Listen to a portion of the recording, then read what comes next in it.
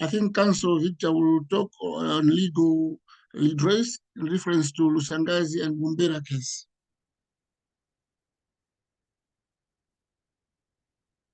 Victims of effective access and control of land. Mostly the victims are women and children. You find that mostly, I mean, the compensation has taken more than 10 years in most of the areas we're talking about. The men mostly they will get loans somewhere and move to some places, leaving women and children behind, which is really becoming a very, very problematic. Further categorized into widows and divorced women. Women with disabilities and with albinism and elderly are also the victims. Access of Lusangazi in Mzuzu is also becoming a very, very difficult issue. The issue of Chisusu village in Mbombela in Mzimba, where you have heard about, I mean, there'll be some construction taking place. People have been displaced, but no compensation at the moment. And we have also heard the rumors that there are some people even receiving salaries there as lecturers, but there's no any compensation that has been given to the people who have been moved from the place. And at the moment, as we're saying, they are just staying at some place where I think they're just borrowed, which means all these years they cannot cultivate. So this is another very big, big problem. And the issue of Kafuzila is also another very big issue, where you have women who have been cultivating sugarcane and were just moved from their land.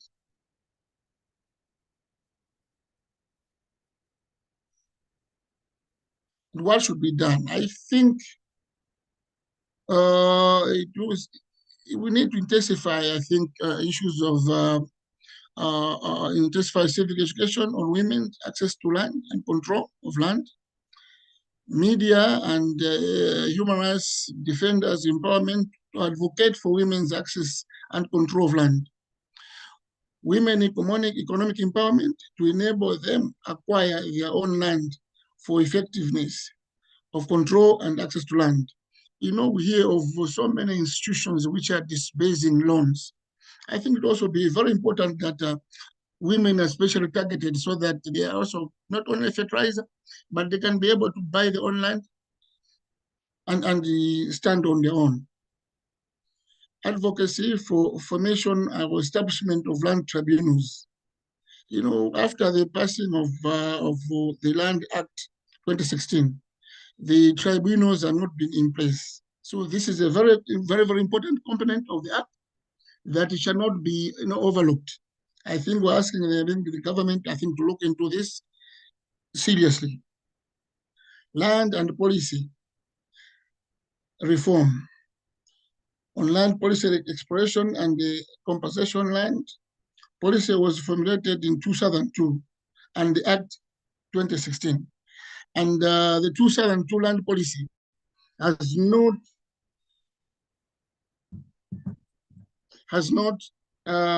been updated. So we really ask the government so that we align the policy with the act, with the new act. And another issue, we also need to look into issues of strategic litigation, though it takes time, but it's also very important for policy formulation. I think, thank you very much for the time. And as Manuela said previously, that if there is any question, we should be discussing. Thank you very much.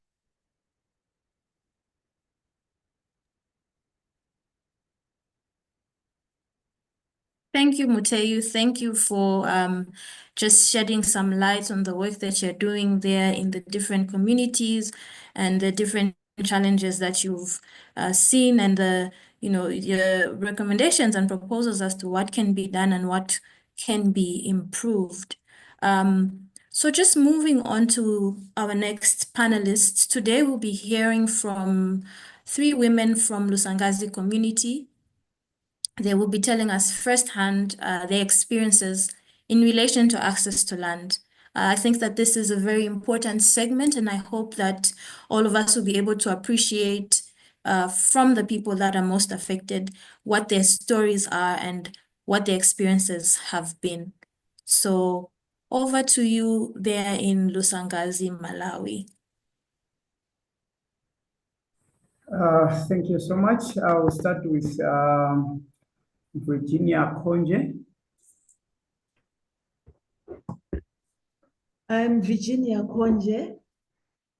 I lost 2 hectares of land that was inherited from my parents, along with an unfinished house and its foundation. The site contained valuable materials like sand, bricks, and quarry stones that were lost during the seizure. I have faced significant hardship during this time as I lost the resources I had saved to build a home for my family. As I speak now, I have no house to show for my efforts.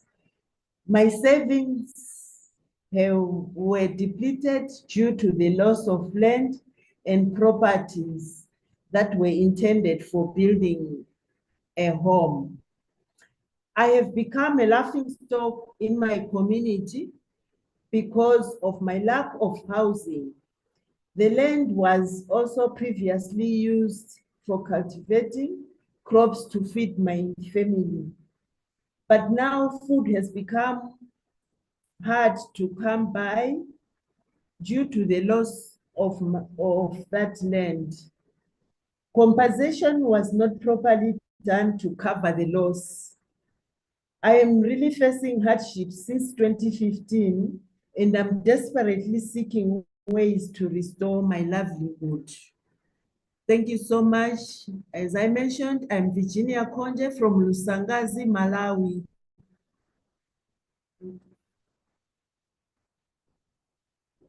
Our next presenter is Waita Gondwe. I'm Waita Gondwe. I am a woman with a disability. I am a widow, single parenting.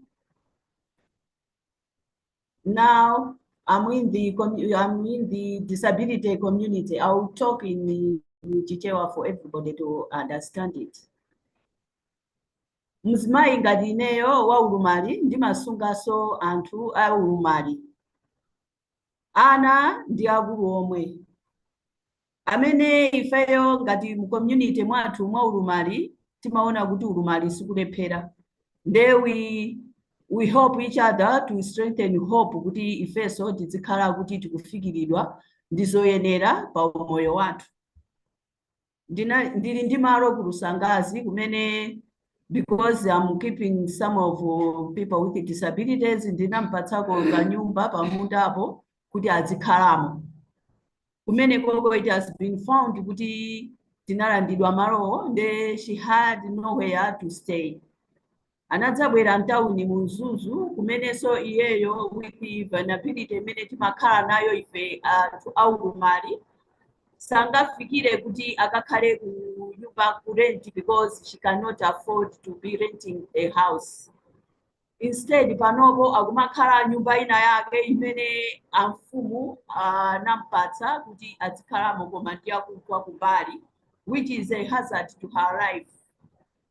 Moti chakudyaso chimativuta kuti tichipeze chifukwa choti we've been depending kuti tizilima ku Lusangaziko. Tikalima timagulitsa komanso timapezako chakudya mogawana ngati ife anthu aulumali mu community mwathu kumene tikamapezana tikucheserana komanso tikulimbikitsana that we should not be beggars komanso tisaoneredwe pansi because a disability is not inability. We have to be working. Instead tili ndi vuto loti tipeze chakudya kuti tipange sustain moyo wathu bwinobwino as we used to be. Komanso tiliso ndi gap ina yoti ngati tili ndi malo ifeyonso anthu aulumali timalakalakaso kukhala nazo zotiyenereza ngati kuti tizipanga taking development in the country. much that malowo timaganizira kuti tikakhala kuti tikuwapanga develop kuti nzathu waulumali amene amakhala kumeneko waulumali with albinism kuti later on tikasonkhanitsa mafanzi tikamange bwinobwino kuti tizikasungikako bwinobwino komanso tizikhala tikupezera chakudya choti tikulimbikitsa ana amene tikumasunga mu community kuti azilandira chakudya chokwanira komanso ngati tikufuna kuti tilime mopitirira. We've been going into ma sectors amene amapereka ngongole ngati kunifi kuti tikapezako ngongole tidzilima even beyond that, ndiye kuti moyo wathu sudzapezeka ndi vuto lina lililonse komanso tidzikhala ndithu odzipezera ife tokha. Komanso being mentors kwa ana amene ifeyo ngati anthu aulumali komanso kuli ana aulumali, they are getting an example from us as role models kuti timakhala nazo zotiyenereza kuti tizifunafuna tidzilima tizikhala odzipezera ngati anthu kumaphunzira komanso kumakhala moyo wabwinobwino. Ana akaona zimenezozo they will be coming in our footsteps. Koma kulandidwa kwa maloku kwatibwezeretsa mbuyo much that monse mmene ifeyo timaganizira kuti tidzizitukula ife tokha, we are at a standstill. Boma lomweri akudziwanso ifeyo anthu aulumali we need to be supported in many ways. Yoti ifeyo azimayi aulumali tili ndi mabanja, tili ndi ana komanso ndife anthu ngati anybody else. Nde ifeyo on behalf of all the disability community ndife odandaula komanso ndife anthu oti tabwezeredwa mbuyo, ndife anthu oti zonse zimene ifeyo tinazika kuti tizipanga they are at a standstill. I'm sure kuti lero has been a good day kuti in this forum tikumalankhula zathu zakukhosi with the broken heart imene tili nayo. Komano by the end of the day this will end chifukwa choti I'm sure kuti tithandizidwa komanso tikhala ndithu ndi capacity yoti we should be owning our own land imene tinapatsidwa we inherit from our parents. With this gaps ambiri amene tili nawo they will be looked into.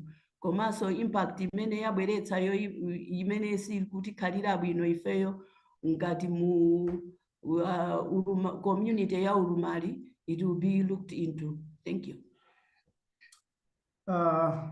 Let me just go quickly to summarize what she has said.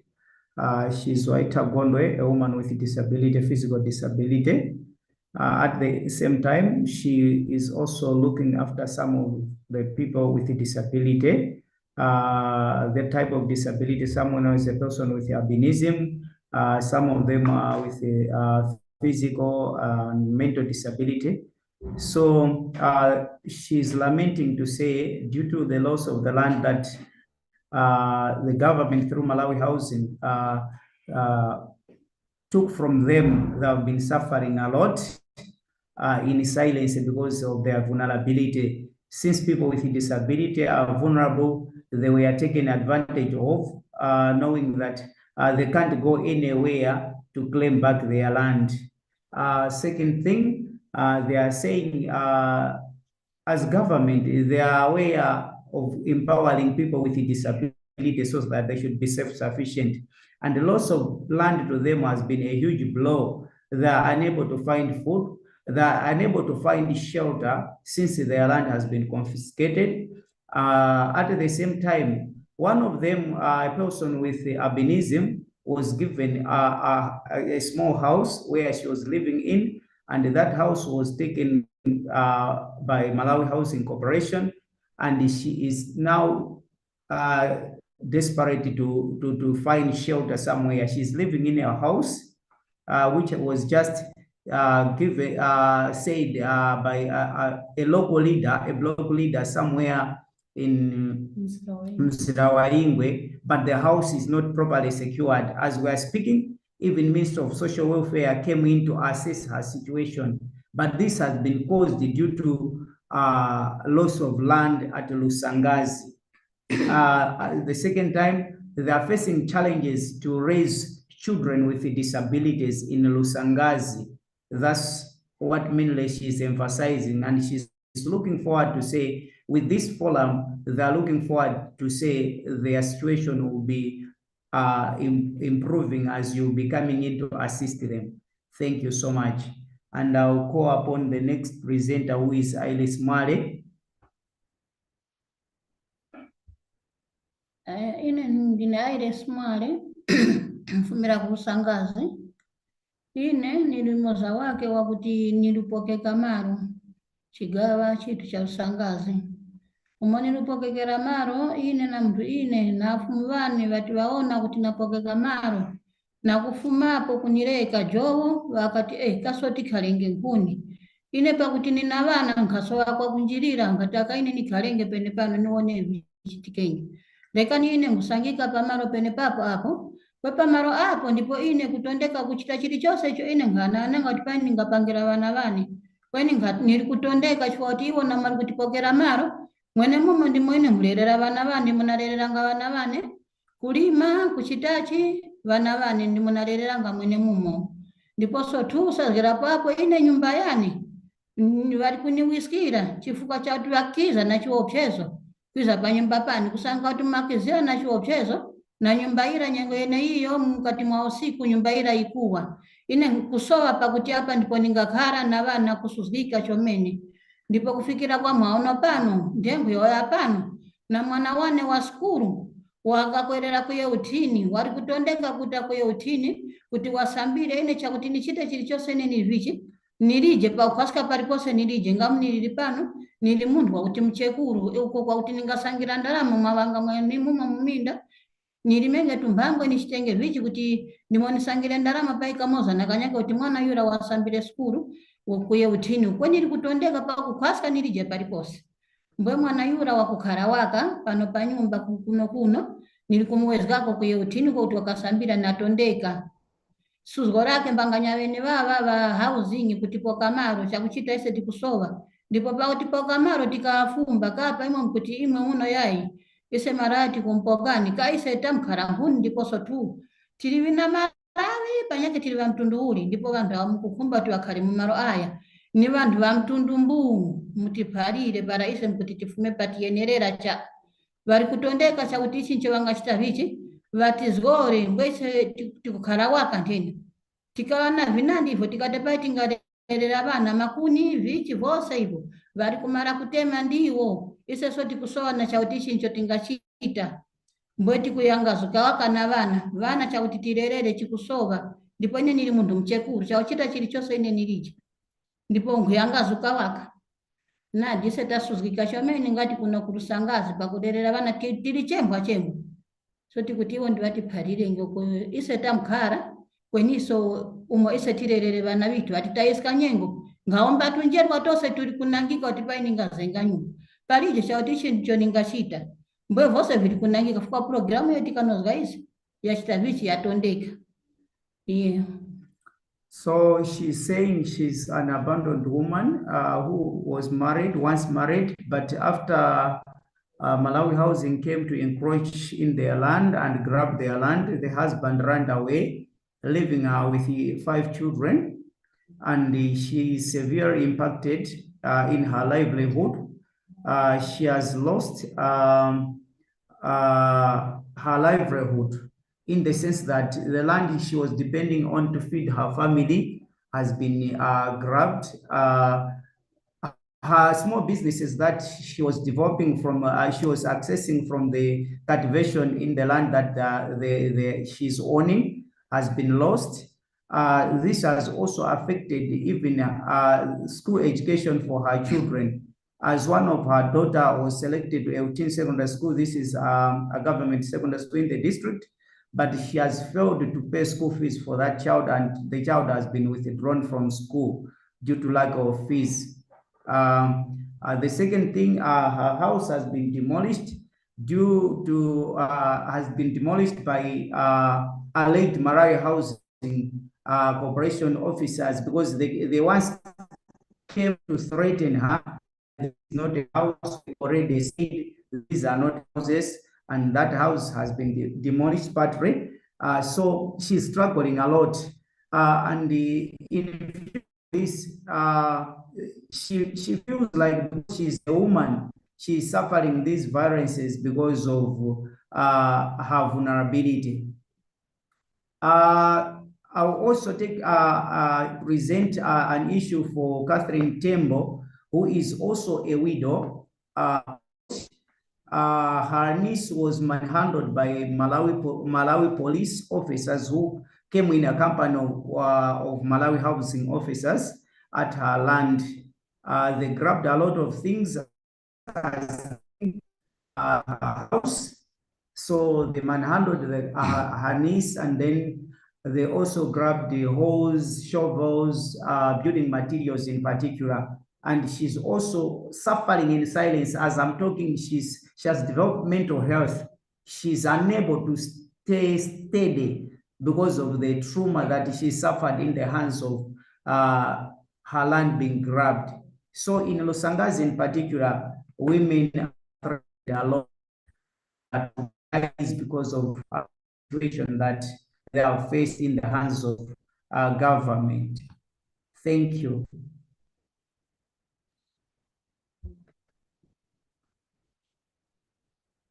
Thank you all so very much. I think it's very sobering to hear real life stories from real people, how the lack of access or the lack of protection of their right to land or their right to property has affected their lives in a very real way. I think it's easy to discuss these things in an abstract way without seeing the faces, without hearing the voices. So there's already questions around, but what is the law saying about this? I see there's a question there in the chat about legal provisions and all of that kind of thing. How can people with disabilities be better, women specifically with disability, living with disabilities, be better protected in these communities? What can be done? What does the law say? Having heard those testimonies from the community in Lusangazi, we will now go into another presentation by Council Victor Gondwe, who will just speak about the laws that he will do an evaluation around specifically customary laws which affect women who live in rural parts of Malawi. So over to you, Council Victor Gondwe. Please go ahead with your presentation.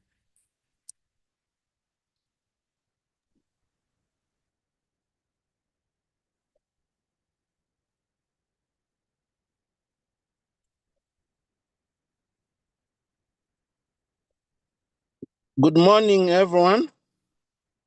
Just waiting for my presentation to be shared.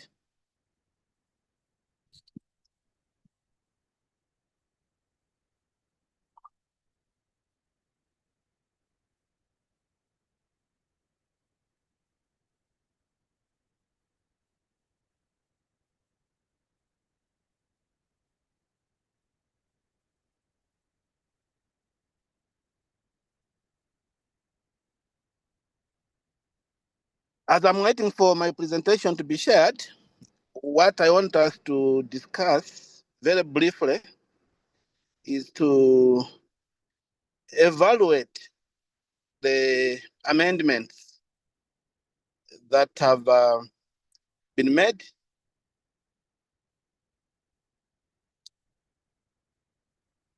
in 2016 and 2022 to the Customary Land Act. The presentation by Mteyu and what we have heard from the three women gives us a proper context within which we are going to be discussing the amendments made so far to address some of the problems that have been highlighted by the three women. So the outline of this brief discussion, I'll try to be as simple as possible, and I'll just simplify so that I'm within the 10 minutes allocated to me. I'll quickly look at the legal framework. What is the law, briefly, governing access to land by women? Then I also look at 2 case studies, which are from research done by some 2 ladies about practical realities on the ground, the lower side, but what does obtain on the ground.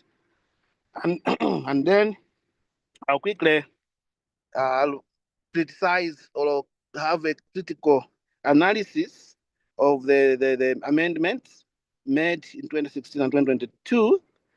And then from that critical analysis, what is it that we're saying? What's our theory? What is our hypothesis? Then I'll quickly suggest a few recommendations to be made to address maybe the gaps that still exist in the amendments. Now, coming to the legal framework, the starting point, this is the law as it applies in Malawi, and I'm sure it's pretty much the same in other jurisdictions like South Africa, Zimbabwe. It's not very different from what I'm going to be presenting. But insofar as Malawi is concerned, our starting point is our constitution. Under section 13, those are policy issues. It does provide for equal gender equality through full participation of women. And then if you look at section 24, it provides full and equal protection by law and prohibition of sex-based discrimination. Then section 28 gives everyone, including women, right to property.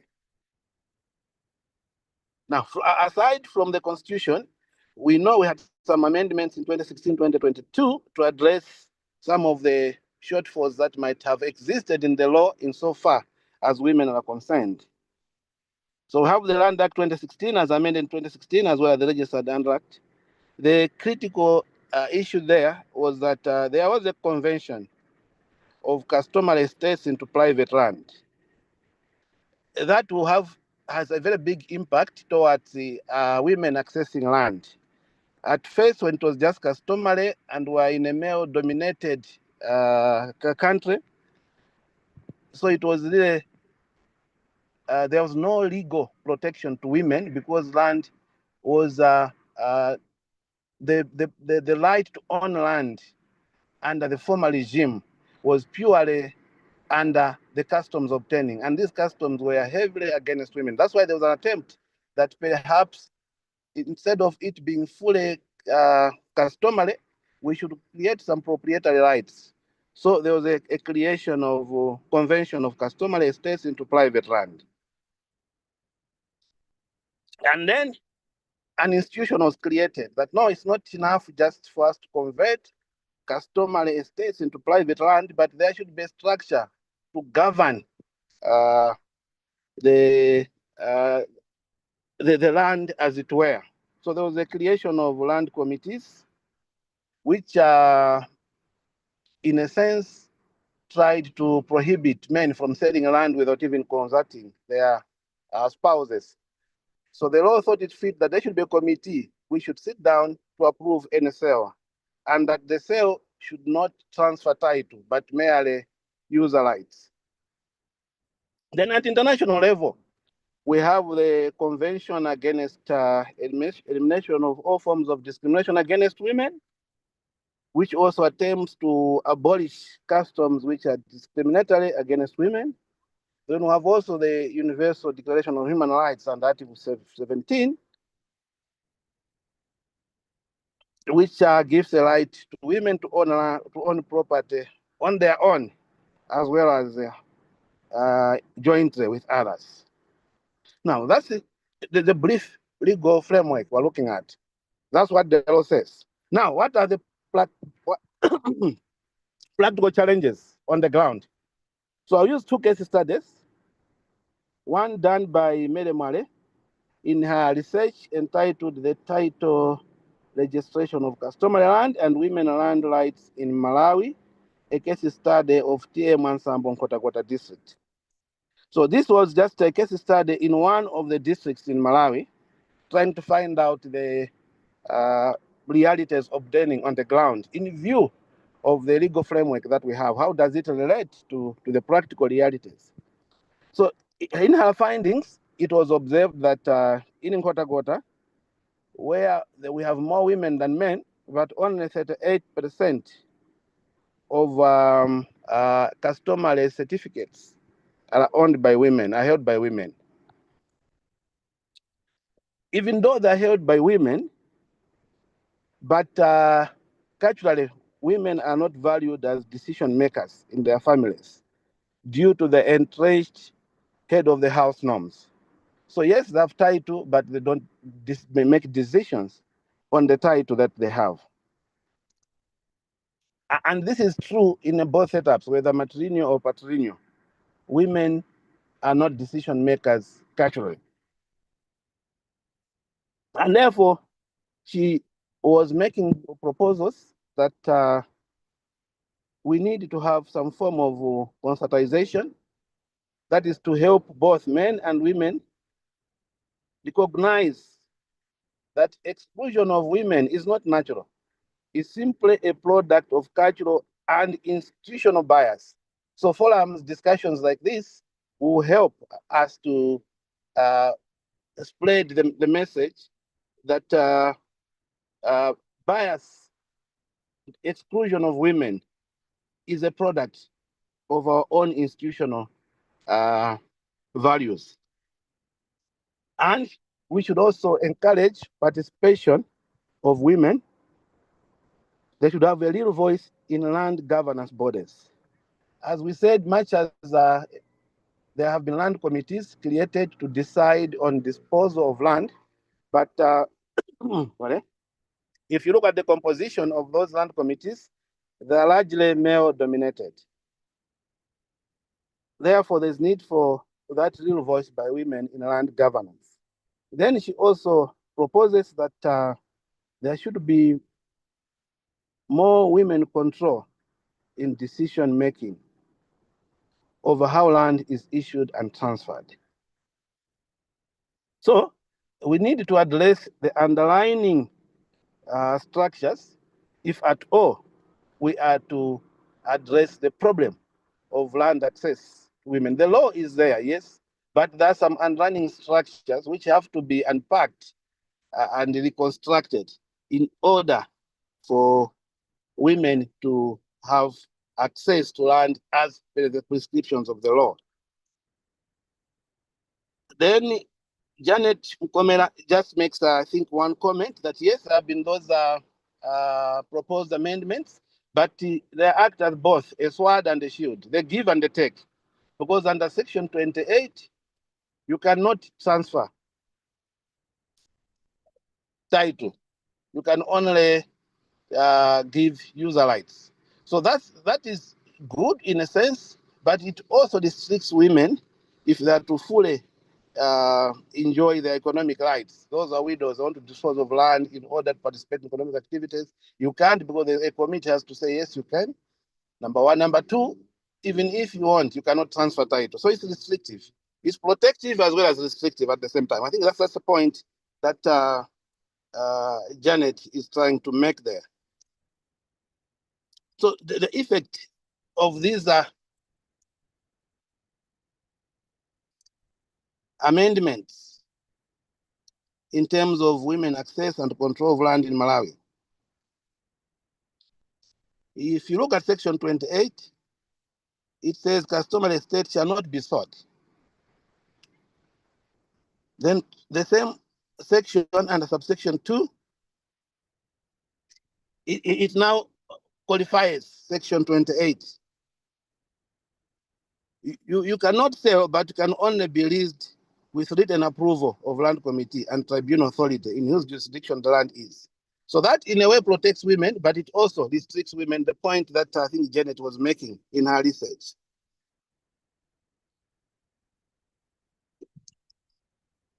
To support the amendments made in 2016 and 2022, the Supreme Court, in one of the cases, also did make a pronouncement that customary land is not just a mere license. There should be some proprietary rights. I think that also influenced the amendments.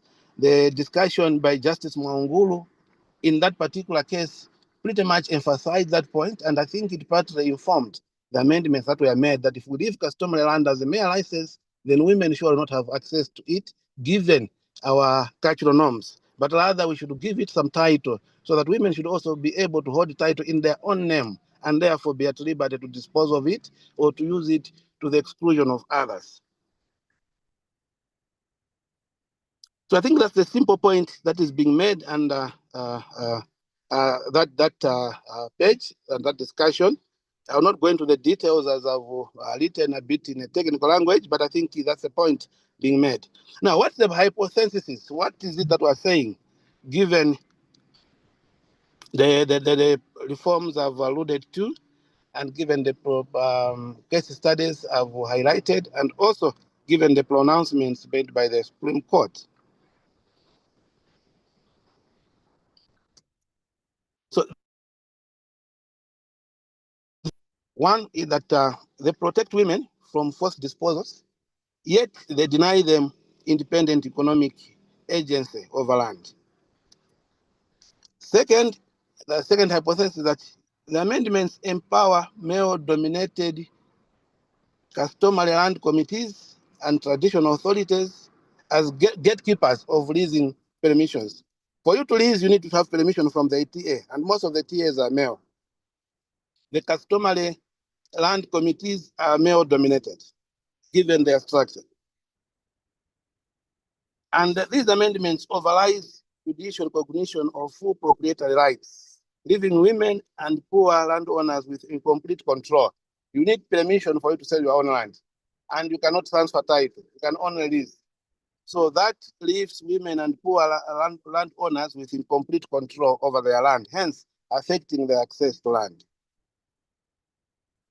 Now, what recommendations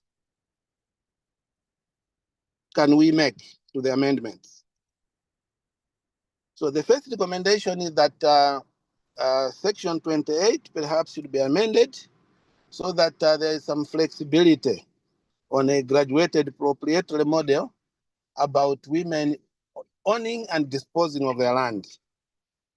We can allow full transfers in specified cases for purposes of women having full access and control, and for them to fully participate in any economic activity using the land as a resource. As it is now, that control is very much limited by the factors I've mentioned.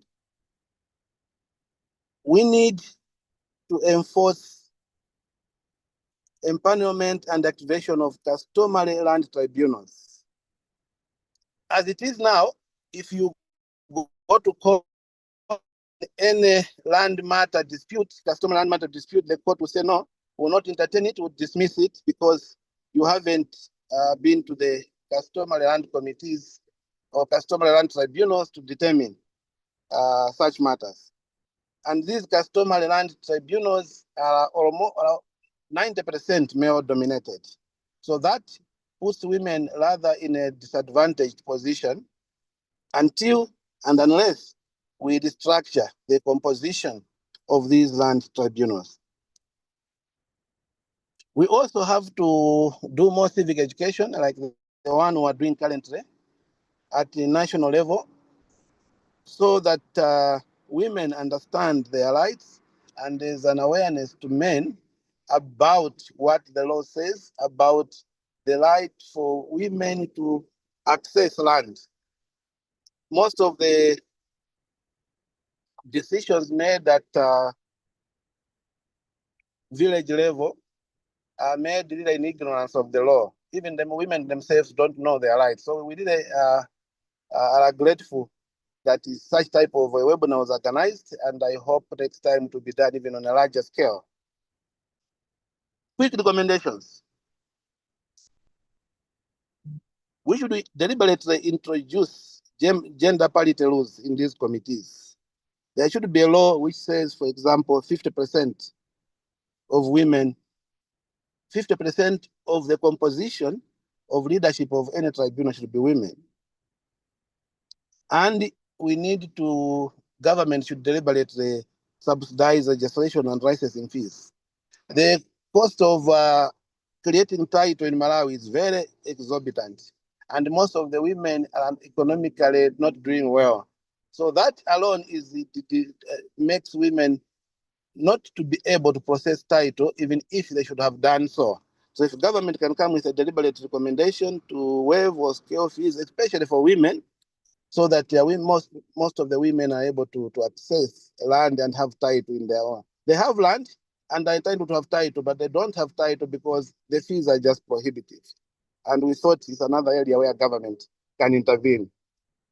I think that would be a quick summary of my presentation, which I did in some technical language, but I just tried to simplify to highlight the major issues I'm highlighting in there. Thank you so much.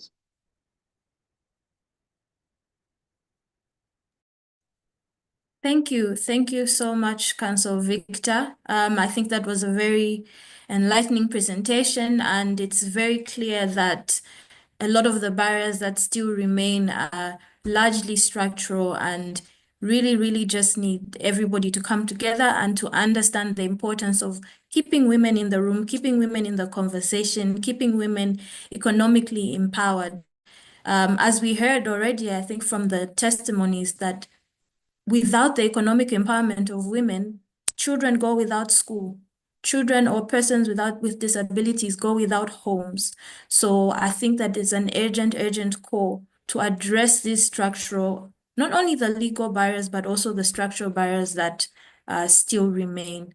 We will hear now from Gavlet Mazembe, who will be presenting to us also on the same topic of access to land by women. She will highlight very important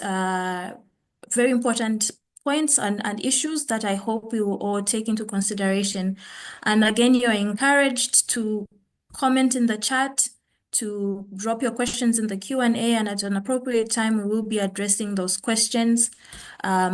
So please be encouraged to do that. Later on, if you wish to speak, we will unmute you and you can make your contribution through your mic and through your video if you so wish. So over to you, Gavlet.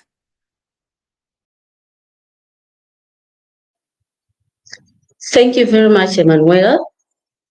Good afternoon, everyone. I'll just wait for the presentation to be beamed, then we can start. Thank you very much. So as Emanuela has already introduced me, my name is Gavlet Mazembe. I'm presenting on behalf of the NGO Gender Coordination Network, but also the Women's Legal Resource Center, as we work collaboratively on issues of gender and also issues of women and land.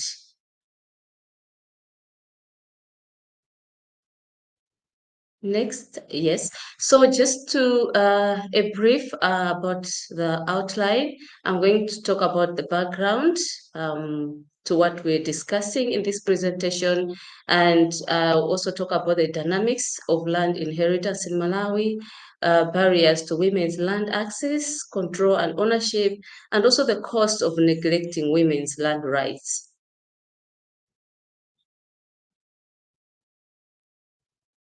So as a matter of background, I'm sure most of us know that over 70% of land in Malawi is administered under the customary laws. And in relation to that, in 2016, the government enacted a series of land laws. We've already heard from Council Gondwe and other speakers. So the 2016 land laws were enacted, including the Customary Land Act in 2016. That allows all customer landholders to formalize ownership through registration of their parcels. And the law further provides for equal land tenure rights for men and women.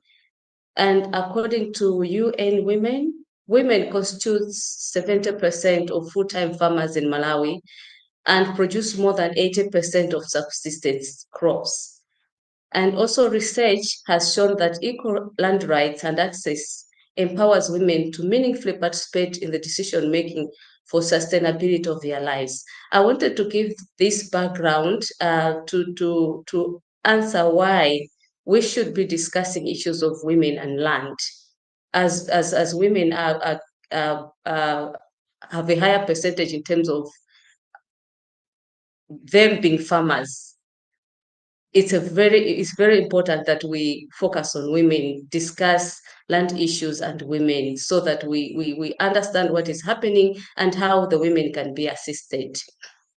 So coming to the dynamics of land inheritance in Malawi, Malawi practices two types of marriage systems, matrilineal and patrilineal systems, which have a bearing on how land is administered or land is inherited.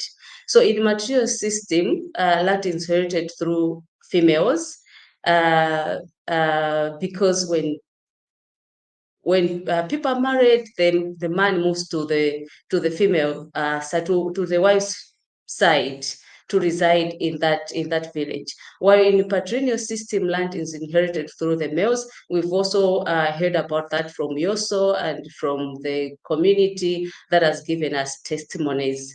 But in the two settings, men are often decision makers regarding access to and control over land. We've heard what Council Gondwe presented, that even in matrilineal settings, you see that men are the ones who have a high percentage of men. It has more land than the women. So women access to land is still a challenge, even where the matrilineal setting is practiced, or matrilineal system is practiced. So even in matrilineal societies, land control typically rests in the male family members. So the uncles are responsible for administration or governance of the land in the matrilineal settings. Where we thought women would be in control, men are still in control, and women have challenges accessing land. So this limits women's autonomy over land use. So what are the barriers to land access, women's land access, control, and ownership? We have discriminatory cultural norms that, although the legal framework provides for gender equality in land rights, social and cultural norms hinder women's land rights. So we still have a gender bias in terms of inheritance due to deep-rooted patriarchal norms. We're talking of patrilineal setting where men are in control of the land. Women will have to access land through the husbands. So when the husband dies, women are in problems because they can't claim that land. They can't claim ownership of that land because of the cultural norms. Culturally, that land is for the men. Even when you go to the matrilineal setting, women cannot access land because land is in the hands of the uncle. So the uncle determines who should access this land, who should own this land, and who should use this land. So that is a barrier to women's land access and control. We also have the issue of property grabbing. Widows are often disposed of land by in-laws after the death of the husband. And this is an issue which is common, but is underreported because women have nowhere to go to complain. Maybe they don't know who to reach out to in order to claim that land back. And so the husband is not there. They have nowhere to go. So this is a challenge because that land is in the end grabbed, and women are left without any land, and they have nowhere to cultivate and nowhere to generate income, which they used to generate from the land that they were using when the husband was alive. We also have limited representation and voice. So there's low participation in decision-making bodies. Council Gondwe alluded to that. I wanted to mention that the customary land regulations provide for at least 50% women representation in the customary land committees and the land tribunals, such that when the land committees and tribunals are being established, it requires that there should be at least 50% of women in that committee. However, we have a challenge that we can have 50% of the women or over, but what is the contribution of the women in that committee? The women still lack social and emotional skills to participate meaningfully in those committees. Are they able to make decisions when it comes to the tribunals, when they are presiding over a case, a land issue case? Are they able to make meaningful contribution in those committees? We have noted that this has been a challenge because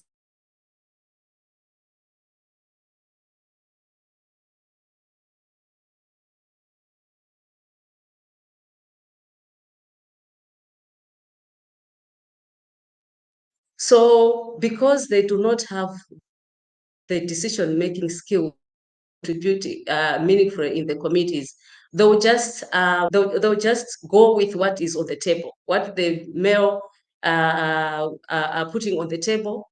They will not argue. They'll go with the flow of the discussion, which is a huge challenge. Our expectation is that when the women and the committee, they'll be able to handle issues that are women related. They'll be able to support fellow women when they come up with the issues in the tribunals, in the land, customary land committees. And also most traditional leaders are male, and this makes it difficult when it comes to dealing with women's land issues. Most of the times, before issues come to the committee, maybe they go through the traditional leaders and who are mostly male, and it's difficult for them to carry the issues further because they're not in the shoes of the women.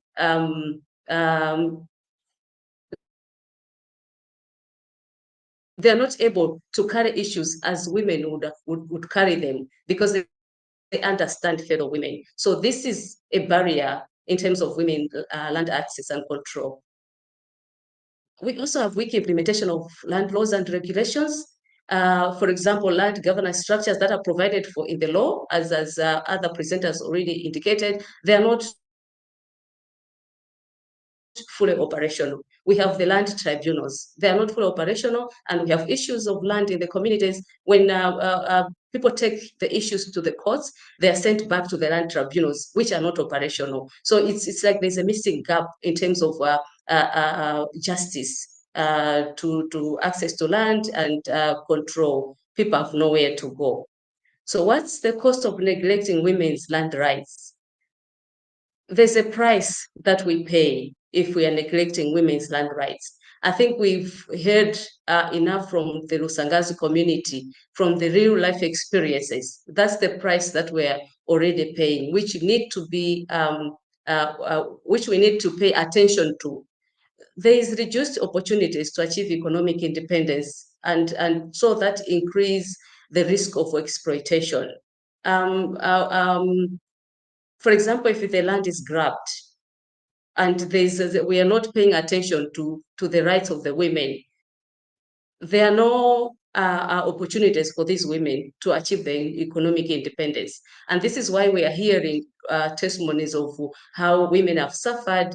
They're not able to send children to school because this was used for their income generation through the land that they have.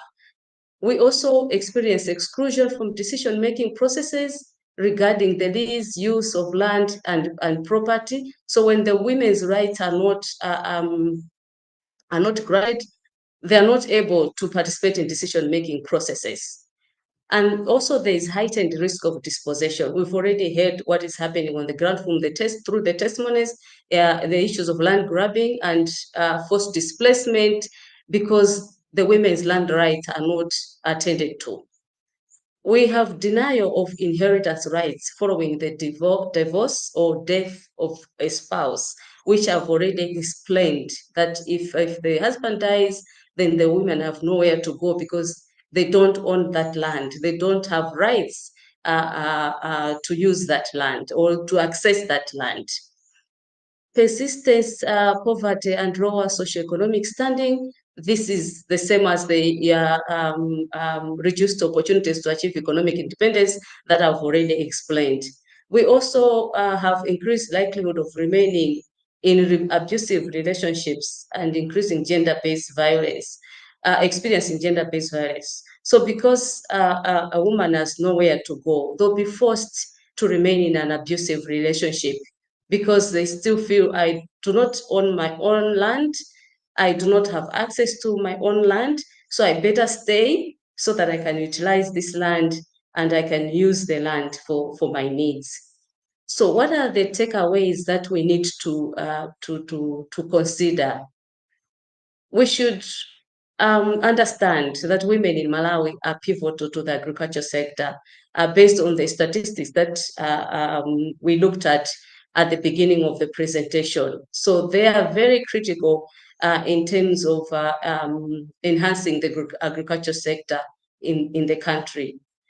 We also need to integrate gender in the implementation of the land laws, especially the Customary Land Act. Operationalizing the act alone is not enough. As we operationalize the act, we need to look at the gender aspect of the laws as we implementing the act or the laws, because they are underlying factors. We understand, yes, that the laws provides for equal rights, but they are the underlying factors, the norms and the cultural aspects that hinder the effective implementation of the law. So that should not, we should not give a blind eye to that. We need to be deliberate in terms of looking at the gender issues that are underlying in different settings. We also need to prioritize a gender-responsive customary land registration to protect women's rights. That's in relation to the point that I've already raised. So a gender-responsive land registration process will address barriers and social norms that often hinder ability to own, access, use, and control land while protecting the rights of women. So this is the concluding matter, that in whatever we're doing the land registration process, if it's not a gender-responsive land registration process, then we have a problem. We need to deliberately include gender integration in the land registration process. In that way, we will be able to curb the challenges that are there that women are facing in the access and ownership of land. Thank you very much.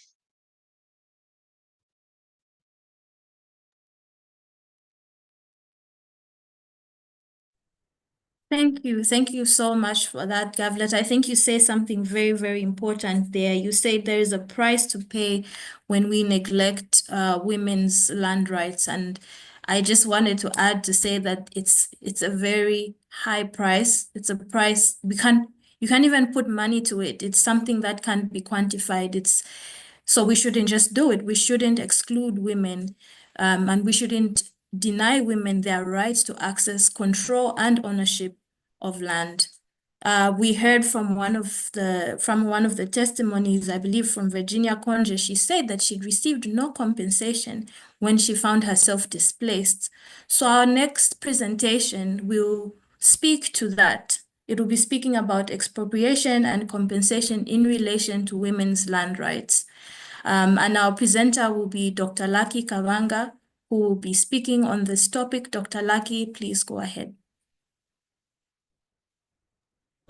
Thank you so much, Emanuela. Good afternoon, everyone. Welcome to this webinar and my presentation. As I'm waiting for the PowerPoint to be beamed here, I think I have a few comments to make regarding the previous presentations. I think the first one is that listening from the testimonies made by the women from Lusangazi housing project who lost their properties, I think it is clear that such public projects or government funded projects in Malawi normally provide inadequate compensation and thereby leaving most of the affected people in a poorer situation than they were. And the other comment that I have is that looking at the 4 presentations made by my colleagues,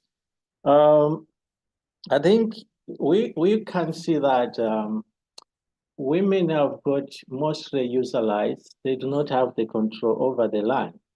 And this means that whoever has the control, like the malumes, uncles, etc., when it comes to expropriation, obviously the compensation, when paid, the uncles and those controlling the land will possibly take the money, and therefore the women who are using those pieces of land that have been expropriated will be left with nothing, or they will be given a little something by those uncles. And this leads to vulnerability and impoverishment of those women. So I just wanted to make that summary based from the presentations. Coming back to my own presentation there, here we go. It's more to do with expropriation and compensation. And as I said, it's very interesting that most of the issues have already been expelled out by the previous presenter. So they have made my life a little bit easier. So what are we looking at in this presentation? We are looking at property rights in Malawi. And then what are the limitations to those property rights? And then in terms of expropriation as a property right limitation, what are the purposes that can instigate expropriation? And then compensation as a remedy to expropriation. And then we'll look at the two projects as case studies, the Mombera, or now being called Nkosiyamako Simbera University project, and the Lusanga's housing project, and then a few key issues from what we have looked and the key, the case studies, and then what are the thoughts that we can get from there. Next slide, please. Property rights in Malawi. I think basically the question is who can acquire and own land or property in Malawi in the legal sense? I think from the presentation that Victor made, it's very clear that it says anyone who is eligible in terms of age, what have you, everyone in Malawi can acquire a piece of land, either alone or in association with someone. This means that you could be a woman, you could be a man, etc. But then legally, that's the provision. But then when it goes to practice, I think there are so many issues that have been presented, like Everett has clearly explained. There are so many practical issues that constrain that. Now, in terms of categorization of these property rights, I think in Malawi, we have a hybrid system of tenure. We have property rights that emanate from the statutes. These are mostly the private one. You have freehold, leasehold, and of late we have the customary estate. In addition to this, we also have the public land. And then we have the other, on the other side, customary tenure, which again can be held exclusively or as a communal thing by either individuals or associations. Now, moving on, in terms of in terms of protecting these property rights that have been bestowed or granted under Section 28 of the Constitution. The same Constitution also in Section 209 guarantees us that all the rights that are there, that were there when this Constitution was being adopted, they are legally protected, which means if you have some piece of land, whether you are a woman or you are a man or whoever, a legal person, then you should have those guarantees that your property is protected. In terms of equality, again, says no discrimination should be practiced based on sex and property. When it comes to that, it simply means that whether it's a woman or a man holding a piece of land, we are not supposed to take that land because someone is a woman. Unfortunately, that's not what happens on the ground in most cases. There are issues that lead to land grabbing by various parties, as Gabriel has also presented. And again, apart from equality, you are also ensured of your privacy as a Malawian or a person in Malawi holding property rights. You are fundamentally guaranteed that you have the right to your personal property, whether it's a home, whatever property you have, and that nobody is allowed to come and search or seize or take away that property without any justifiable reason. And these are enshrined in the Constitution. But again, practically, I think there are so many issues and barriers which have been mentioned. Otherwise, we may see one, two things. For example, expropriation is one of the issues that also may come into play to take your property line. Move on. Next slide, please. Again, in terms of limitations on property rights, I think the main limitation that is constitutionally provided in terms of your property rights is expropriation. Expropriation is simply the taking of your property rights, which you privately hold without your consent. And in other cases, you are supposed to be given again compensation for what you lose. Now, in Malawi, in terms of expropriation, what are the requirements for expropriation to be legal? The requirements are basically four, I think from section 44, subsection 3 of the Constitution. One is public utility. Simply, this is a public use. In our case, we have so many of these uses. I think they are highlighted in the next slide. We'll see in a moment. The other requirement is adequate notification. If government or any other body that is empowered to expropriate private property rights, they are supposed to notify the property owners well in advance, give them reasons why their property is being taken, and also ensure that they have adequate knowledge as to what will be the processes in that expropriation. The third aspect is appropriate compensation. Appropriate compensation simply means full compensation. If you lose a property that is, for example, worth 20 million, then you need to pay 20 million as compensation. That would be appropriate compensation. But this doesn't mean that there are not other aspects that will have to be compensated. And again, the fourth aspect or requirement is the right to appeal to a court of law. If your property has been expropriated and you are not happy with the process of expropriation, you are not happy with the compensation, it's not adequate, then you should be able to go to any court of law in Malawi and lodge a complaint or other tribunals. As we have seen, we have now the land tribunal, etc. So this right must be ensured or guaranteed to anyone who is expropriated.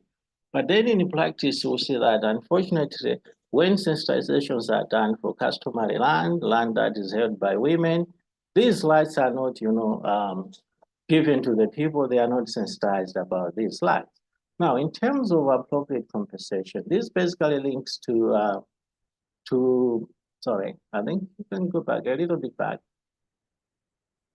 Yes, we're saying appropriate compensation links to an effective remedy by a court of law or tribunal when constitutional granted rights and freedoms are violated, as with expropriation. I just wanted to make that emphasis that when it comes to even women who has property in land, etc., if they lose their piece of land, they should be compensated appropriately.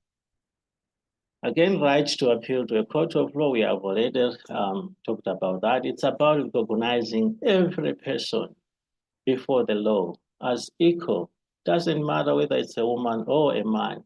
And therefore, you find that compensation must be appropriate to all the parties involved. Next slide, please. I think the next slide simply shows the different projects or aspects that or uses that would instigate expropriation of the housing, whether it's airport, public schools, hospitals, etc. Or it's a multitude of uses that can be used to take your piece of land. Let's move on, please. Next slide, please. Now, when your piece of land is taken for any public utility, whether it's a public university like Mombera, for example, if it is taken for housing as in Lusangazi, then you are supposed to be given appropriate compensation, which is basically a payment made to the owner who has lost a property for public use. Now, the main reason for compensation in Malawi and almost anywhere else is to make sure that those people who have lost their property are restored to their previous status. As I said, if you lose something that is worth 25 million or 20 million, then compensation must be equal to that so that you don't see the difference before your property was expropriated and after. You are more or less in a transition from one phase to another, but your economic status, your social status may change, but your economically should be more or less in the same status. Now, in terms of legal frameworks to do with compensation or expropriation, you have the Constitution, most section 44, subsection 33, and then you have the Land Acquisition and Compensation Amendment Act 2022. You have the National Land Policy, and then you have the Customary Land Act 2016. All these provide for appropriate compensation during expropriation.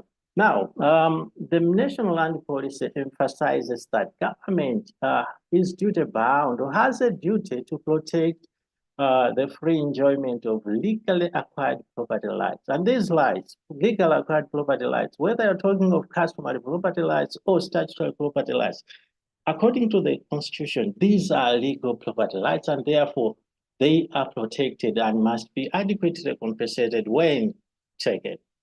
Let's move on.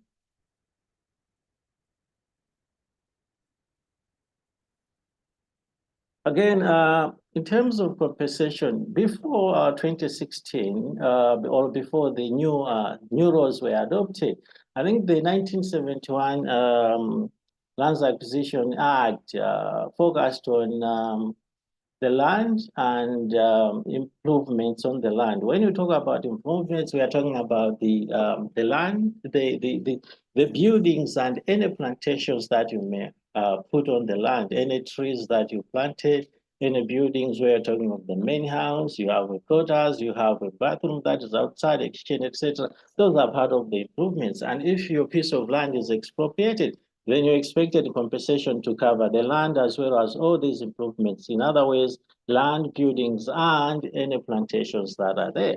I think this also related to private land, like freehold and leasehold. In terms of customary land, the law did not provide anything clearly as to what would compensation cover. So this was the main challenge that we had. Unfortunately, even the new laws, they do not speak clearly to compensation for customary land. So that's still a big challenge, and we'll see how this will be handled. Then post-2016 expansion, I think for private land, they have added other aspects to the compensation to make it a bit robust so that if you lose your piece of land, then you are restored to more or less where you were previously. But again, for customary landholders, including women who rely on subsistence farming and all that, still the Customary Land Act doesn't say much. It only provides for a conceptual term, which is appropriate compensation. But what is covered under appropriate compensation is not clearly spelled out. So this is one of the challenges, because if I'm a government officer coming to assess your compensation, then I can just say, oh, well, appropriate compensation will cover your piece of land, if any, and then the buildings plus maybe trees, and every other losses would be left out. So this is one of the challenges, that the laws are still not as clear as they are supposed to be when it comes to compensation for customary land. So the assumption that the other four factors still apply to customary land, but then how are you going to assess the compensation? That would be the other question for customary land. Let's move on. Next, please. Okay, now looking at Inkosi Yamakos Mbera or Mombera University project, I think looking back at the four requirements, public utility, was public utility, or was there public utility that instigated the expropriation of the land? Yes, would I say yes, it's a public university, so that's acceptable.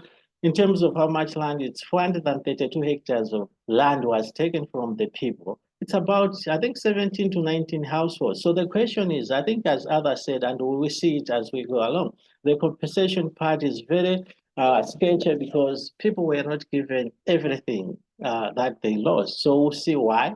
So in terms of adequate compensation, well, so adequate notification rather, affected people were poorly notified. I think if you talk to the people in Mombera or Zimba, they will tell you that, well, we were not, sensitized, or we are not notified about any meetings, but we heard that there was a meeting at the group village head, etc., etc. So these are some of the issues. Again, it was a short notice sort of given to the people to say there will be this. And most, if not all, did not attend the meeting. So what was happening was something that was new to them. In other ways, it's like they were sort of ambushed during the expropriation.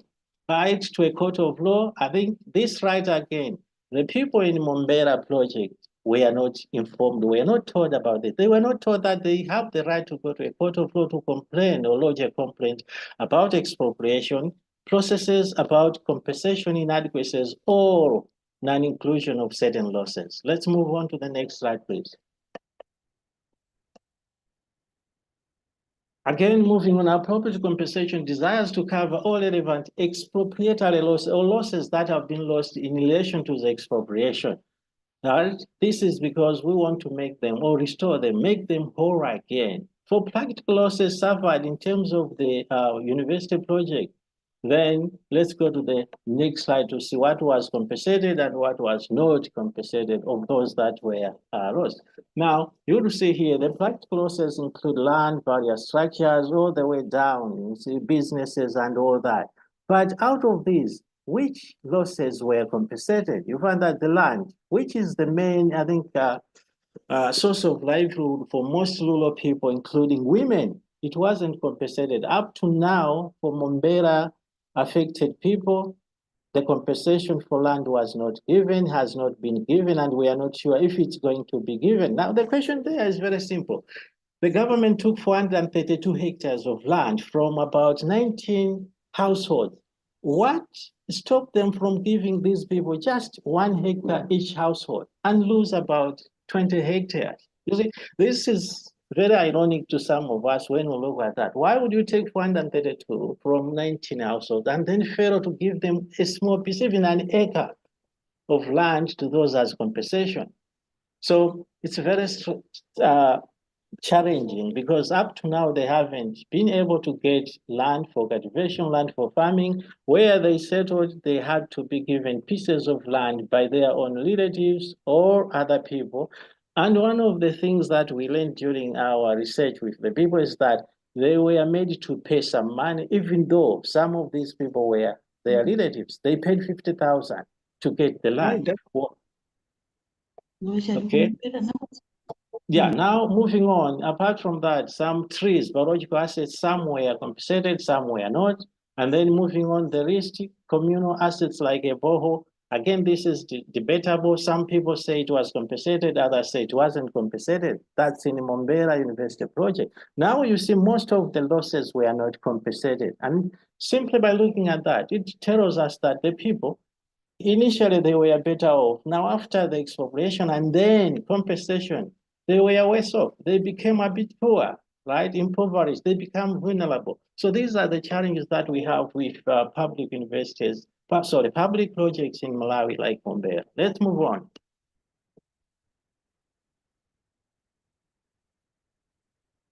Okay, now expropriation requirements in general, this is now a summary in terms of the issues. Expropriation requirements generally not satisfied. You see, the public utility was there, but now in terms of adequate notification, appropriate compensation, the right to a court of law, all these were not satisfied because the people were not given in terms of compensation. It was inadequate in terms of notification. It was inadequate. Secondly, affected people most unaware of their rights and what to expect. The third thing affected people where, or it was alleged that they were intimidated and of course they were exploited. They lost their land without any replacement land or compensation in money terms, etc. Again, expropriation damaged livelihoods and contributed to impoverishment. And this is more to the female-headed households in the area. If you go today, you can actually see these issues. And finally, general compensation grossly inadequate to restore expropriation. So they are worse off than they were when the project was not there or prior to the project. Next slide, please. Okay, in terms of Lusangazi, my housing project, I think a lot of things have been said by the ladies here. So I wouldn't say much, apart from saying that in terms of public utility, yes, it's for a public housing project. And they took over 34 hectares for land. And as we have already heard, these people were not compensated, have not been compensated up to now, but they were told to move out of the area. And generally, if you take a piece of land from someone and you do not replace that land and you tell them to move out, where are they going to go? Where are they going to settle? How are they going to find another piece of land? How are they going to restart their livelihoods? These are the questions that we need to ask ourselves and we need to answer as government or government entities that can take pieces of land for public utility. These are the issues that we need to ask and respond to or address. Let's move on. Okay, moving on. In terms of practical losses, included land, building structures, trees, different types of trees, crops, and others for the Lusangazi project. Secondly, affected people claim that compensation for erected selected trees in selected households only. So there were some people who said a few were, compensated, and then houses were not assessed or even compensated, and that stands up to now. No assessment was done, no compensation has been paid up to now, but the people were told to move out. Even the police came in to move out some of the people. Well, this is a democratic Malawi. We wonder. And then temporary structures not to be compensated. And then in terms of crops, again, they were not compensated. Next slide, please.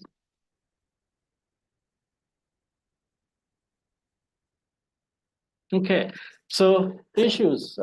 In terms of expropriation requirements, generally not satisfied, right? Apart from the public use, but you see, in terms of adequate notification, appropriate compensation, right to a court of law. These three were not satisfied because the people were not informed about this. Compensation hasn't been paid up now. Notification was somehow sketchy or not very clear. Second, affected people most unaware of their rights and what to expect. Again, there were issues of intimidation and harassment. Expropriation generally damaged livelihoods and contributed to impoverishment of these people. And finally, compensation not paid for almost all losses except some trees, thereby being grossly unfair to affected people. Next slide, please.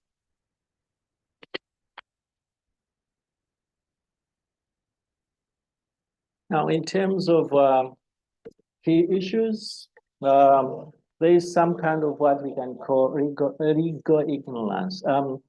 The relevant laws regarding expropriation and compensation, even the Land Act itself, seems to be unknown to most Malawians due to many factors, right? One of the factors might be the legal language used. The laws are in English, but my auntie, my cousin, my granny, my uncle from Lusangazi, from Mambera, do not speak English. They speak Tumbuka, they speak Chichewa, they speak some language.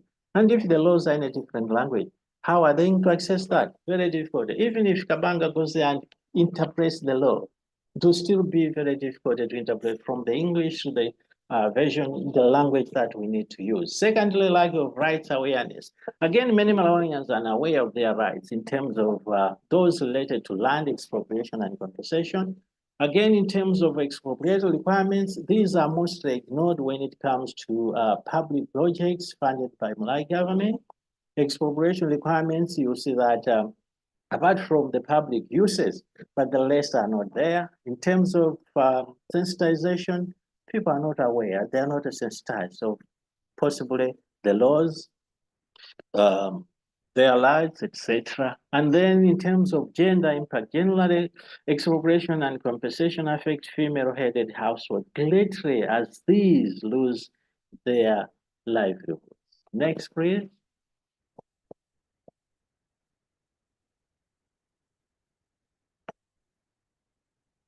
Okay, now let's finalize some kind of thoughts. Problem, public projects, funded by Malawi government were leads to inadequate compensation and impoverishment of affected households, more so for female households. I think we have seen this, the testimony from Rusangas. For those who've been to Mombela, you would actually see, you hear the women talking. That's second. In terms of awareness, we need to increase now. This is like an action. We need to increase awareness of sensitization on land expropriation and compensation rights and processes. Now, apart from that, I think Victor has already said that we need again to amend the laws. Where there are gaps, we need to improve those. Gabriel has also hinted on that. In terms of accessibility, we need to improve accessibility of Malawian land laws. Use of local languages is greatly encouraged. Apart from that, we also need a lot of sensitization using our local languages. If you are going to Mangochi, where someone should go there and say, Njomba Luli, I will not reach this and that, you speak the convenient language in that particular location. And then again, in terms of participation, where we need to involve affected people in expropriation and compensation processes, but this must be subject to adequate sensitization, and they must understand what is happening and why they are doing that. Now, in terms of compensation, the goal is compensation. We need to provide appropriate compensation as constitutionally desired to wholly restore expropriatees and not impoverish them. What do we mean here? What we mean is that if someone loses a piece of land, a house, a kitchen, plus trees, we need to compensate all these. And if they are moving from that place to another place, we need to provide compensation. And we can go further possibly to give them what we call reestablishment sort of what? Support. That would be very important. But in our cases here in Malawi, most of the people that are affected by public projects, once they're given whatever compensation, they are left on their own. They are left to fend for them to find a piece of land, and then what happens thereafter is their problem. This is very unfortunate. Next slide, please.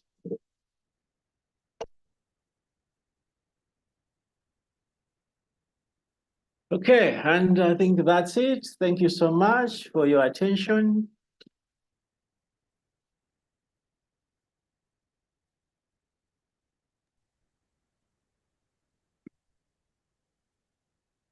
Thank you, Dr. Lucky. Thank you very much for that presentation. You've highlighted to us and you've shown us that the livelihoods of the people in the two projects have been worse off since the beginning of those projects. And even though they had to sacrifice what was familiar to them, they had to sacrifice their homes, their lands, they've not been adequately compensated for this. Many of the things you listed there are still outstanding, and it appears that there's no accountability for this. And so just before we get into the Q&A and some of the questions in the chat, a question to especially to Yoso and to Council Victor. You've worked with these communities, you've been in these communities. What accountability measures and interventions have you put in place so far?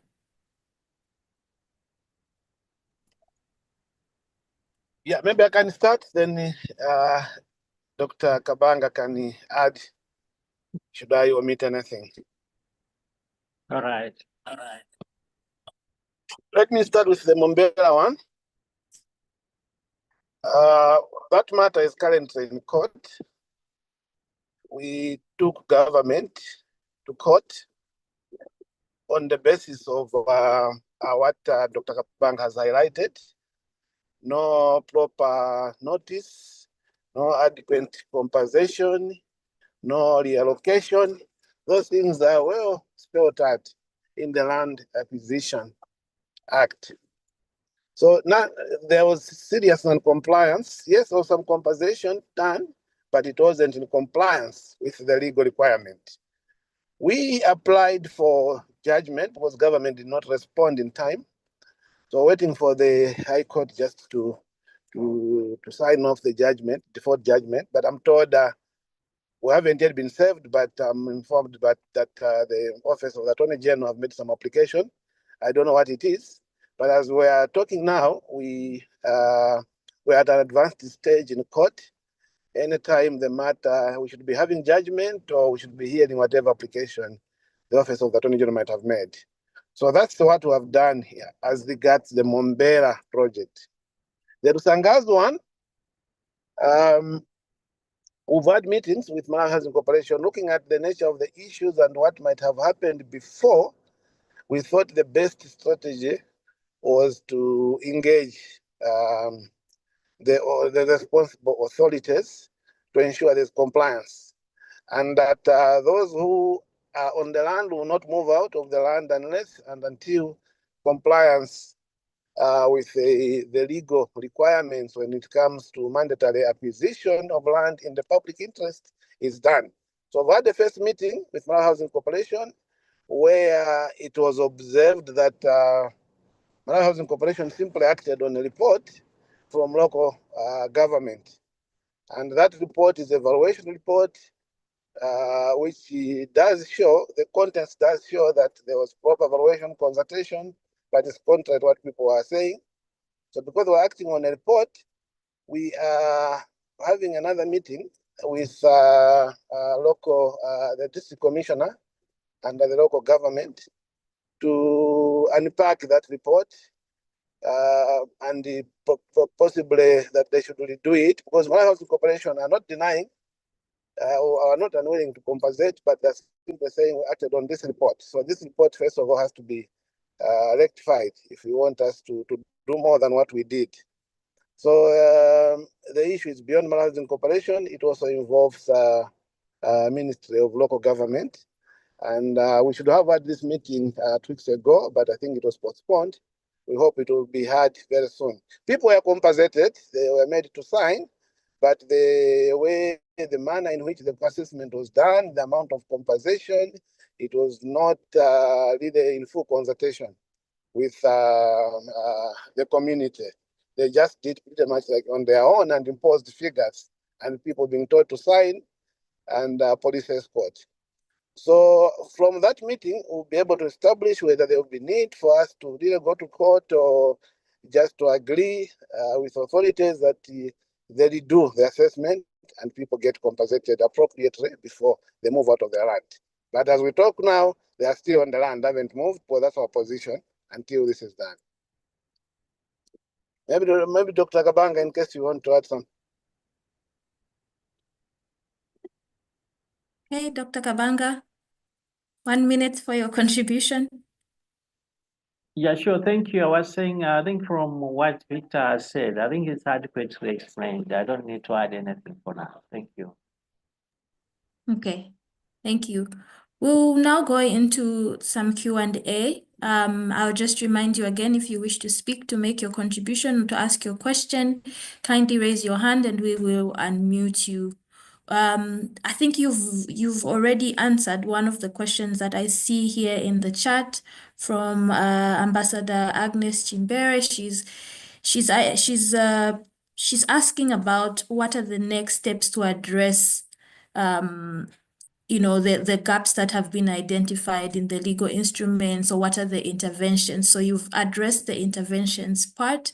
There is also, I believe, some other questions around how can the law incorporate disability? How can persons with disabilities, how can accessibility and equal opportunity be incorporated into these laws? What is being done in that regard? And any of the panelists are welcome to answer this question.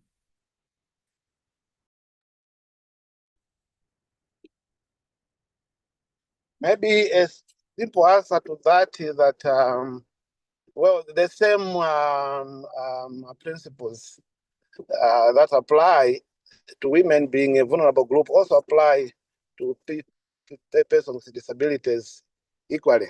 Only that maybe we are focusing on access to land by women.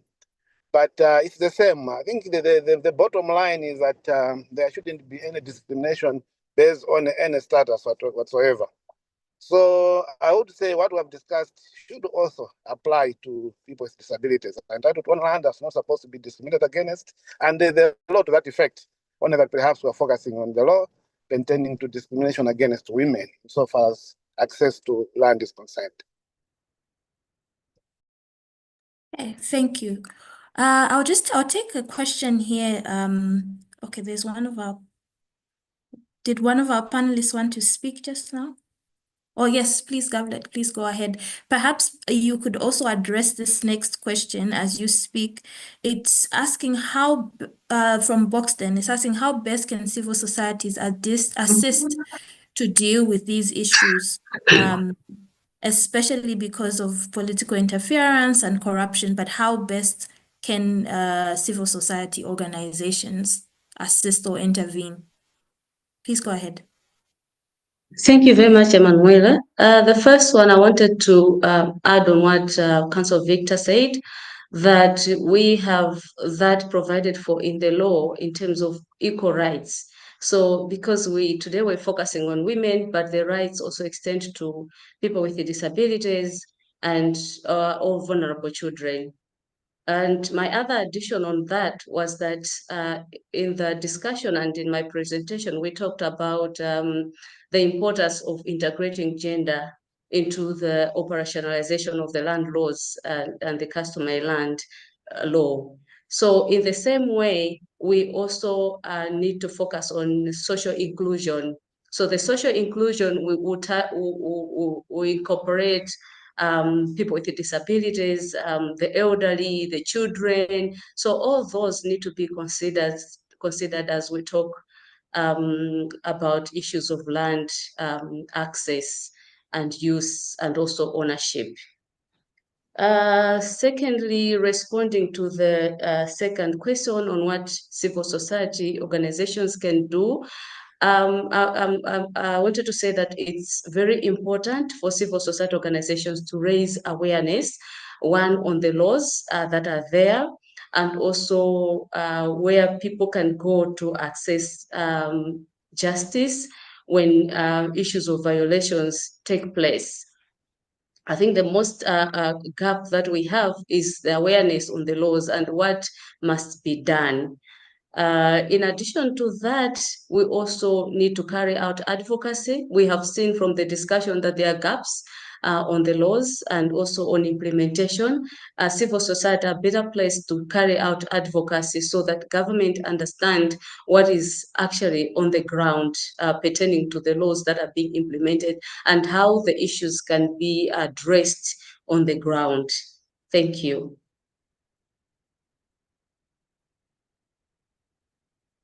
Thank you, Gavlet, for that response. I see some of the questions are being responded to by the panelists, some of the questions in the chat.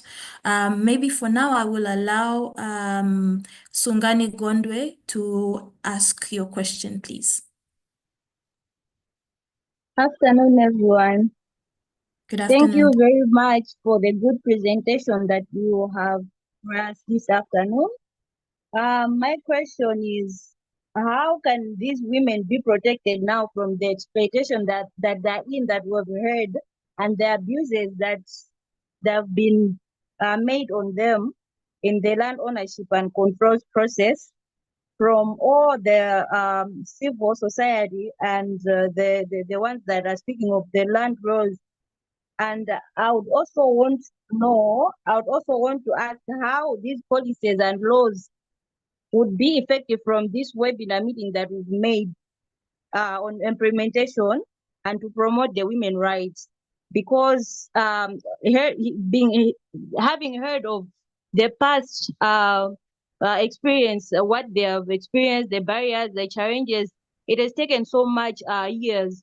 And now, looking into it from this 2025 today, I would like to know how can women be protected to these issues as we are looking into the Malawi Constitution. You have heard of the policies. We've heard much of it that it's not clearly said on the Land Rights Acts. We've heard about it.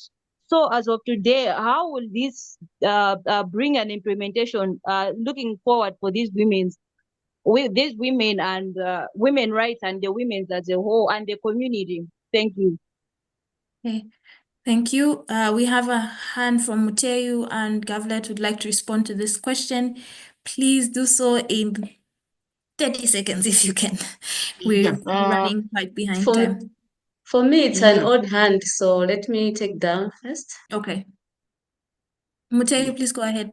Yes, thanks very much for that question. I think Malawi doesn't have a huge drive in terms of issues relating to land matters, so that we advocate for land rights of people, of marginalized people, for women and people with disability. So I think with this time around, I think it's very important that we have that kind of an advocacy, a national advocacy that will fight for land rights. You know, all along we've been talking about the other human rights and issues of other gender aspects, but specifically we left out land because land is very important, because land is issue of land is issues of identity. When we're talking about identity or where you're from or whatever, it's all about land. So it's important that we need to have land advocacy, whereby we look at issues of policy, the policy that which is in line with the land law, and we might also look into the land law and maybe review it so that it is in line with issues relating to issues of gender.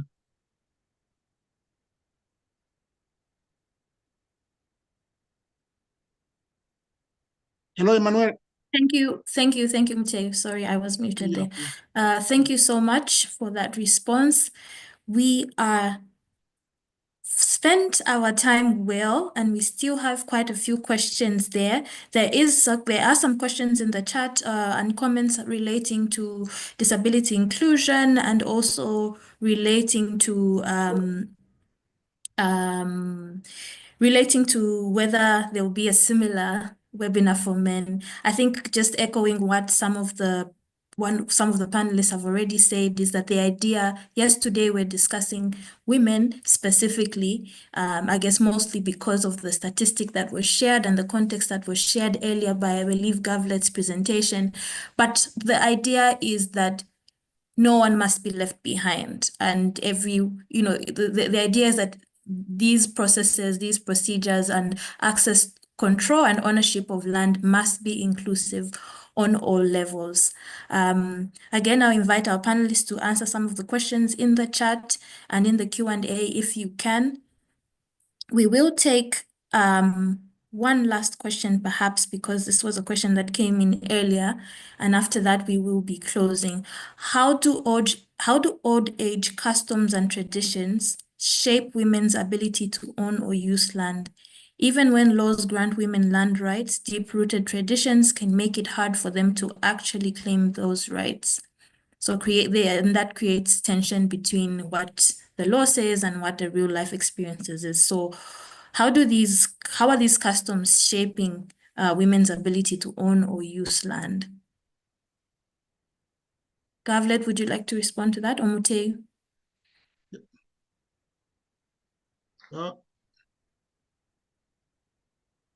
Can you come again the question? The question is asking, how do you reconcile what we see in real life where women are still being excluded, and yet some of the laws have made some improvements, not complete improvements? So how are these customs, traditions, how are they shaping women's ability to own land? What can be done? Perhaps the question is, what can be done to reconcile, these patriarchal or customs and traditions that have been excluding women to some of the improvements that have already been implemented in the laws and policies? Yeah, it's important also to remember what Council Victor said, that when we're looking into these issues of policy, and also have to look in the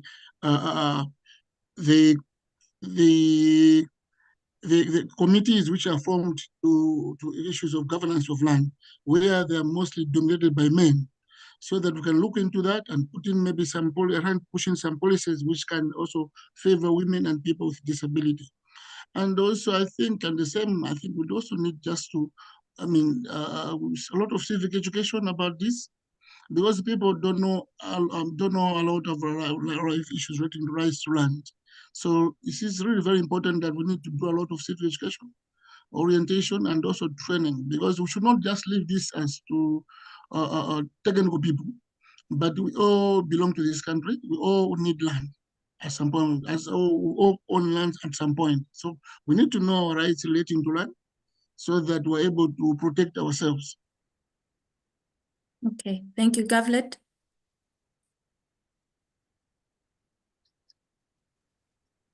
Yes, just to add on that, the issue of awareness is very, very important. I talked of deliberate efforts when implementing the laws to ensure that we talk about gender integration and social inclusion, because when you're talking about culture, you cannot change things just today or tomorrow. It's a process, and the people need to understand what that means if we are clinging to the culture that we have in terms of land ownership or access. What are the consequences, you know? So if people understand the consequences, that it will affect their own wives, it will affect their own children when they are gone, they'll come to their senses and understand that they need to secure land for their partners, land for their children. So a lot of awareness and sensitization on the land laws and what it means in terms of ownership of land on the ground. That would be very important for our country and our communities. Otherwise, the law already provides for equal rights. So we have a lot of work to do on the ground so that the rights are realized by everyone. Thank you. Thank you so much, Gavlet. Thank you to all of our panelists, and thank you to all of you, our participants and attendees. Thank you for your engagement.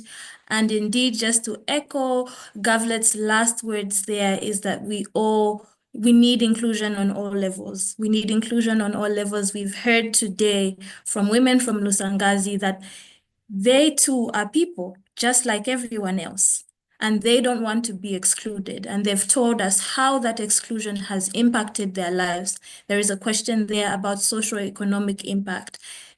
We've heard from them how that they can't take their children to school, how that they basically don't know they have food insecurity, and that they're displaced and living in unsecured places, because some of them have an additional disadvantage or have an additional layer of exclusion, which is disability. And so I hope that today has, at the very least, educated you on your rights, has at the very least motivated you to join in, as has been said by our panelists, at civil society organizations and just members of society, to take an interest, to advocate for these rights, to become knowledgeable of these rights. We've heard today that compensation and expropriation laws have not been implemented fully, and that these need to be accounted for. And so it's every one of us's job to join into this pursuit for accountability for the rights of the people in Mombera, the rights of the people anywhere in Lusangazi where people are being displaced without due process, without following the law. Again, I will say something that close off with what Mam Waita Gondwe said here. She said, we are people like everyone else. Women are people like everyone else, and they too deserve equal access, control, and ownership of land. I will close with that and allow Muteo Banda to close for us in today's session. Thank you again for joining us. Yeah, I think I'd like to thank all the panelists for joining us, and all the participants for joining us. I think this should not be the first time. We should be discussing. I think there should be a lot of dialogue on this one, and also on issues relating to advocacy. I think we need to come together and do more advocacy on this one. So we really need SAC support to do more on this one. Thank you very much, all of you, for attending this webinar. May you please attend when we invite you again. Thank you very much. Thank you. Thank you. Thank you. Thank you very much. Thank you. Thank Bye. you. Bye. Bye-bye. Bye.